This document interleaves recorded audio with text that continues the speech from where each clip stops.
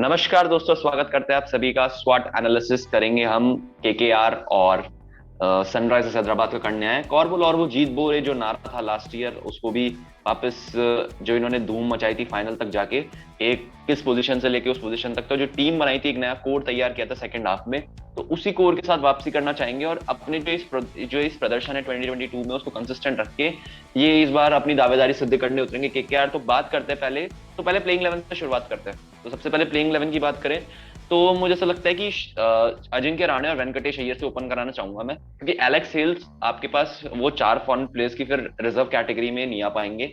मेरे चार foreign players अलग से रिजर्व है, तो श्रेयस अय्यर, सॉरी वेंकटेश अय्यर और अजिंक्य राणे ओपन है।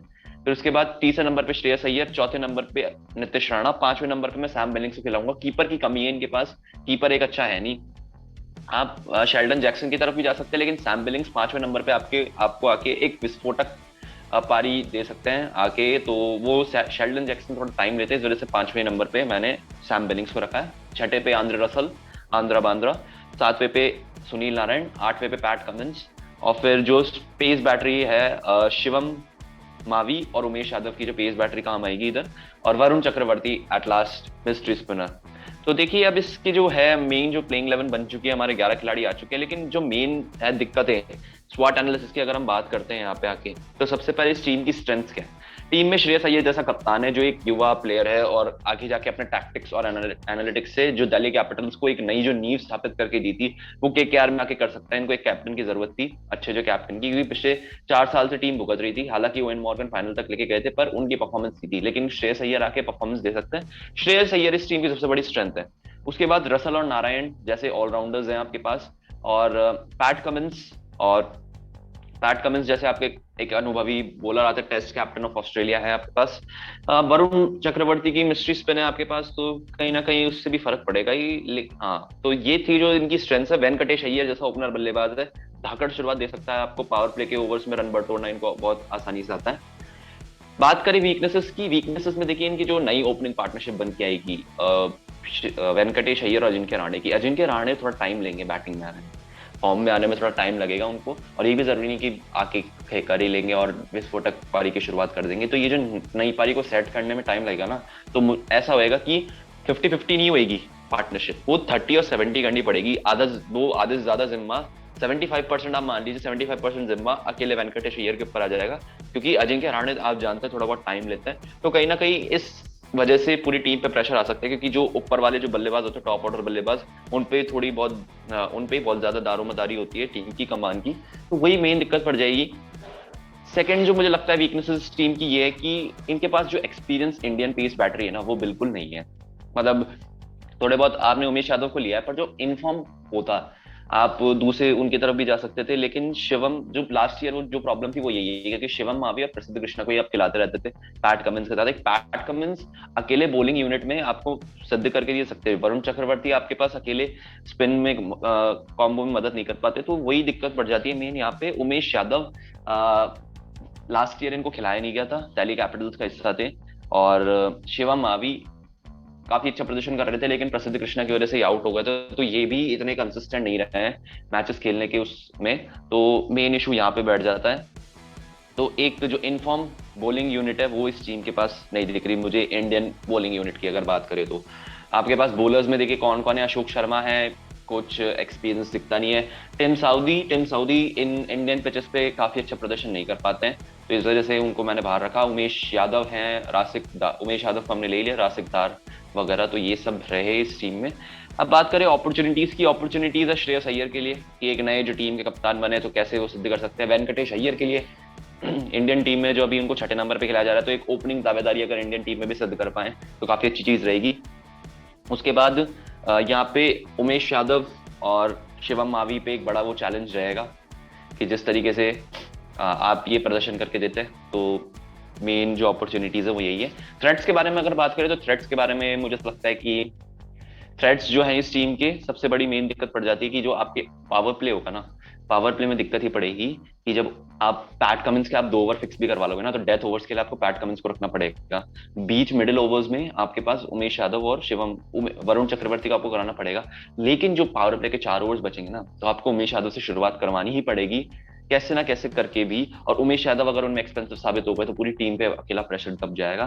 तो यही मेन दिक्कत है जो मुझे लगती है थ्रेड्स में। रहाणे भी पावर प्ले में उतने रन बटोरने में सक्षम नहीं दिखते मुझे। वेंकटेश अय्यर पे बहुत ज्यादा प्रेशर ला के खेलना पड़ेगा, तो टीम में जो इक्विटेबल डिस्ट्रीब्यूशन ऑफ जो प्रेशर होगा वो बिल्कुल नहीं होगा, डिफरेंस आएगा इनमें, तो कहीं ना कहीं दिक्कत ही पड़ेगी इस टीम में मुझे लगता है। बल्कि टीम काफी, बाकी टीम अच्छी बनाई है इन्होंने, जिनके पास पावर हिटर्स की बैटरी में तो आ जाते हैं, रसल नारायण है और सैम मिलिंग्स, ये तीन तिकड़ी जो मिडिल ऑर्डर में आपके आपको स्ट्रेंथ दे सकती है। तो यही थी। अब बात करते हैं जो सनराइजर्स हैदराबाद की। लास्ट ईयर काफी बहुत घटिया प्रदर्शन किया था इन्होंने, जिस तरीके से टीम लास्ट के 2-3 सालों से प्लेऑफ्स में पहुंची थी, लास्ट ईयर वो नहीं पहुंच पाई थी। तो अब बात करते हैं इनकी टीम बनाने की कोशिश करते हैं। पहले प्लेइंग 11 से शुरुआत करते हैं। तो प्लेइंग 11 में जो एसआरएच के ओनर थे उन्होंने कहा था कि अभिषेक शर्मा और केन विलियमसन ओपन करेंगे एसआरएच से, तो उसी को ध्यान में रखते हुए हमने ओपनिंग कॉम्बो भी ऐसे ही बिठाया है। तो केन विलियमसन, अभिषेक शर्मा जो है ओपन करेंगे। उसके बाद एडन मार्करम को मैंने तीसरे नंबर पे रखा है। चौथे पे मैंने निकोलस पूरन, पावर हिटर। फिर पांचवें नंबर पे मैंने राहुल त्रिपाठी को। छठे नंबर पे अब्दुल समद। सातवें नंबर पे सुंदर। और फिर भुवनेश्वर कुमार। आठवें पे रोमारियो शेफर्ड। और नवे नंबर, आठवें पे रोमारियो शेफर्ड, नवे पे नटराजन है, और आपके पास उमरान मलिक आ जाते हैं। तो ये आपकी जो है एक बढ़िया प्लेइंग 11 जो है बन जाती है यहाँ पे। मेन जो है काफी अच्छा, पहले तो बहुत इनएक्सपीरियंस यंग टीम लगती थी ये, और उसी वजह से जो है इनका मेन इशू जो रहा 2020 में, अब 2021 में आप देख लीजिए, प्रियम गर्ग थे आपके पास अभिषेक थे, तो मिडिल ऑर्डर में एक एक्सपीरियंस इंडियन बैट्समैन की कमी खल रही थी। वही मेन इशू था इनका। लेकिन अब राहुल त्रिपाठी आए हैं, आपके पास निकोलस पूरन है, तो जो मिडिल ऑर्डर का जो इशू है वो इतना नहीं होएगा। बात करें तो इस टीम की स्ट्रेंथ्स के बारे में, तो एडन मार्करम और निकोलस पूरन जैसे अनुभवी बल्लेबाज हैं इस टीम में। तो एडन मार्करम टॉप ऑर्डर में आपको एक बढ़िया कंट्रीब्यूशन दे सकते हैं। निकोलस पूरन एंड में आके पावर हिटिंग करके, आप जानते हैं कि कैसा पावर हिटिंग करते हैं निकोलस पूरन। उसके बाद अब्दुल समद काफी अच्छा प्रदर्शन करते रहते हैं और बहुत लंबे छक्के, एक फिनिशर का रोल निभा सकते हैं अब्दुल समद। उसके बाद उमरान मलिक, और उमरान मलिक को आप देख लीजिए कितना, जिस तरीके से बॉलिंग करते हैं 150 किलोमीटर पर आवर की स्पीड से। उसके बाद भुवनेश्वर है, नटराजन है आपके पास रोमारियो शेफर्ड काफी अच्छी बॉलिंग करते हैं वेस्ट इंडीज की तरफ से। चार जो है मैंने उनमें Kane Williamson, Aiden Markram, Nicholas Pooran और रोमारियो शेफर्ड को रखा था। बाकी ये टीम काफी इंडियन एक्सपीरियंस जो अनकैप्ड प्लेयर्स है उनसे मुझे लगती है।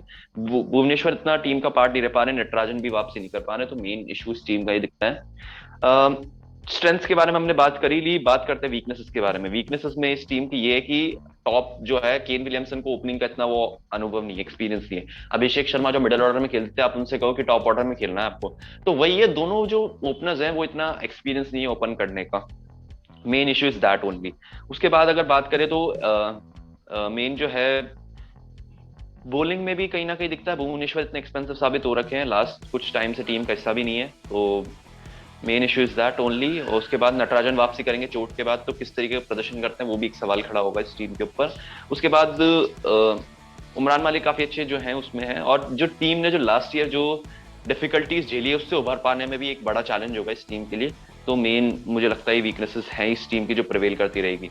उसके बाद अपॉर्चुनिटीज है केन विलियमसन की, कि जो लास्ट जो जिस तरीके से इन्होंने करा है लास्ट ईयर, जिस तरीके का प्रदर्शन किया है उस हिसाब से इस बार अच्छा कर पाते हैं, नहीं तो ये अपॉर्चुनिटी है इस टीम की। उसके बाद केन विलियमसन मेन जो है। उसके बाद निकोलस पूरन एक मेन हिटर रहेंगे इस टीम के, अनुभवी बल्लेबाज हैं, तो इनको भी थोड़ा बहुत इनकी अपॉर्चुनिटीज है। उसके बाद उमरान मलिक के लिए एक नई अपॉर्चुनिटी है, और भुवनेश्वर और नटराजन के जो ये एक्सपीरियंस इंडियन जो हैं, इनको अच्छे से प्रदर्शन करना पड़ेगा ताकि अपनी टीम को प्लेऑफ्स तक ले जा सकें और इस बार दावेदारी सिद्ध कर दे टाइटल की। उसके बाद थ्रेट्स के बारे में बात करें तो थ्रेट्स मुझे इस टीम के लगते हैं कि जो मैंने बात करी वीकनेसेस के तौर पे, ये बॉलिंग यूनिट भी एक मेन इशू पड़ सकता है इनका थ्रेट्स में। ओपन अगर केन विलियमसन आप जानते हैं थोड़ा बहुत वनडे और की टेस्ट के बैट्समैन ज्यादा है, वो उसमें ज्यादा इनका कंट्रीब्यूशन रहता है, तो एज अ ओपन करके काफी अच्छे पावर प्ले में रन बटोर सकते हैं। यानी अभिषेक शर्मा इतने पावर हिटिंग स्विचेस नहीं कर पाते हैं जितना हमने देखा है एज कंपैरिजन में। तो ये मेन जो थ्रेट्स हैं इस टीम के मुझे लगते हैं। तो गाइज यही था, एसआरएच और केकेआर का हमने स्वॉट एनालिसिस कर दिया है। काफी अच्छा लगा होगा आपको, उम्मीद करते हैं हम सभी से, और ऐसे ही स्वॉट एनालिसिस के एपिसोड्स के साथ जुड़िए चैनल माइक्रो इंडस्ट्री के साथ। मिलते हैं आपसे अगली बार, टिल देन गुड बाय।